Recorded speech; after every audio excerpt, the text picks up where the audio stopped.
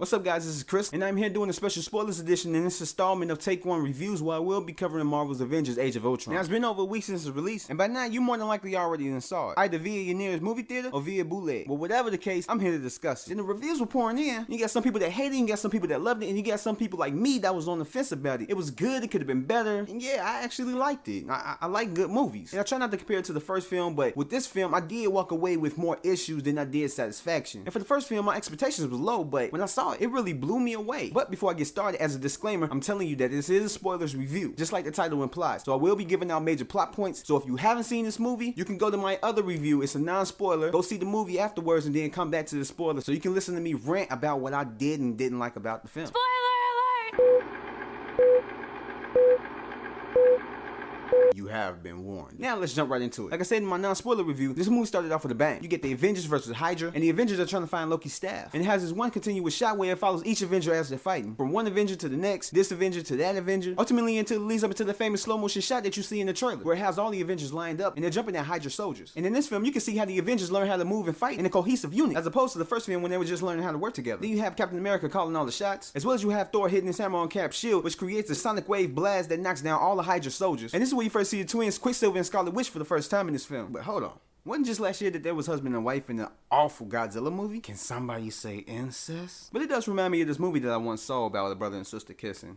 But let's move on, shall we? But with them, it really wasn't anything too impressive. Then you got Quicksilver running around, first hitting Cap, then he starts playing around with Hawkeye as he shoots his arrow and grabs it every time. Then he knocks Hawkeye on his ass. Then you hear that one-liner that he says in the trailer. It's very catchy. You didn't see that coming? Epic. No. But I do like the brother-sister bond between Scarlet Witch and Quicksilver because they're twins and their parents died and they only have each other now. And the way it's played out on camera, it's really good. Now let's get to Ultron. Now in the movie, he's developed really fast, but it's understandable for him being an artificial intelligence. So I get it that he would process a large amount of data within a small amount of time. And I love the first encounter that the Avengers have with Ultron. It's both creepy and interesting. And I like how he shows his dominance right off the bat. And the speech that he gives is so, what's the word I'm looking for? Epic. There we go. And I'm 50-50 on him being humanized. I love how it doesn't make him a dry robot character, but for a more interesting AI. And the sarcastic response when Iron Man asks him what is the vibranium for? And he says, I'm glad you asked that, because I wanted to take this time to explain my evil plan.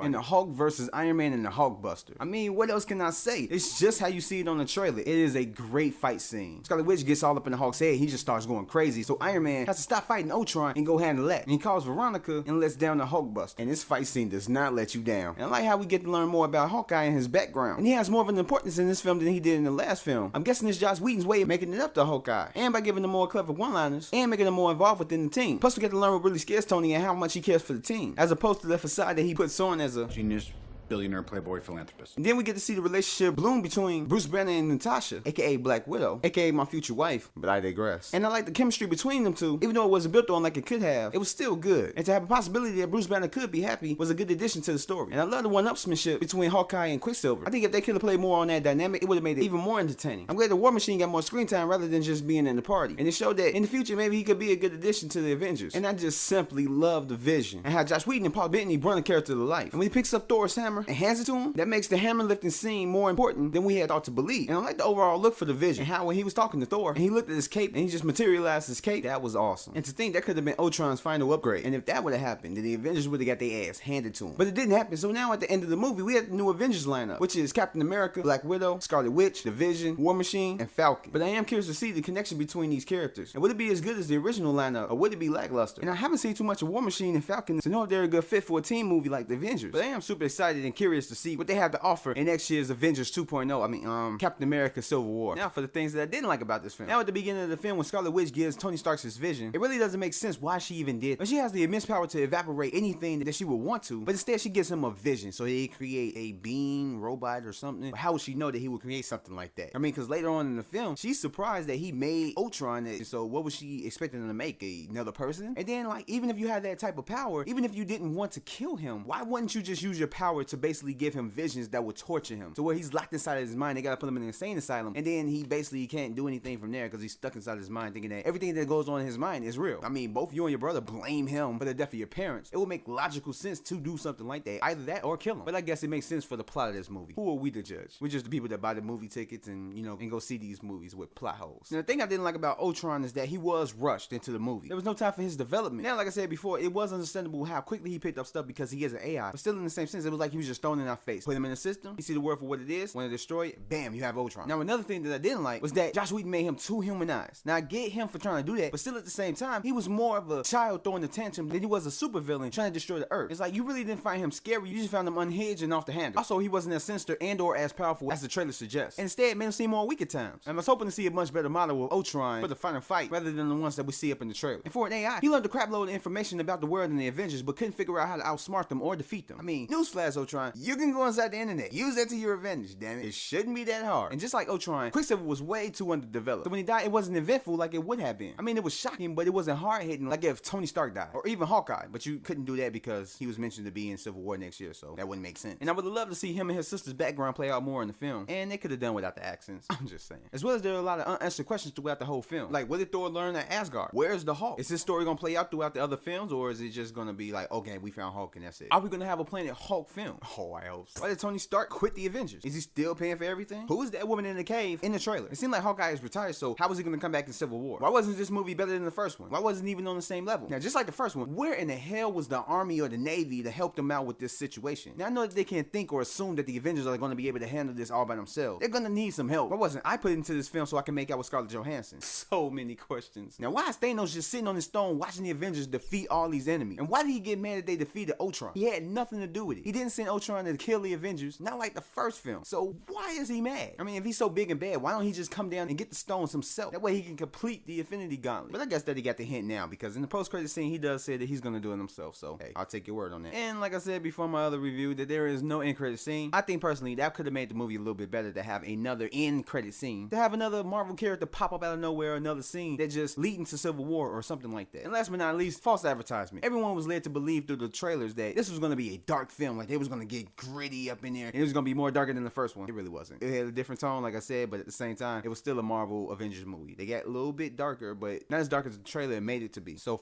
you Disney marketing team for getting everyone's hopes up and us.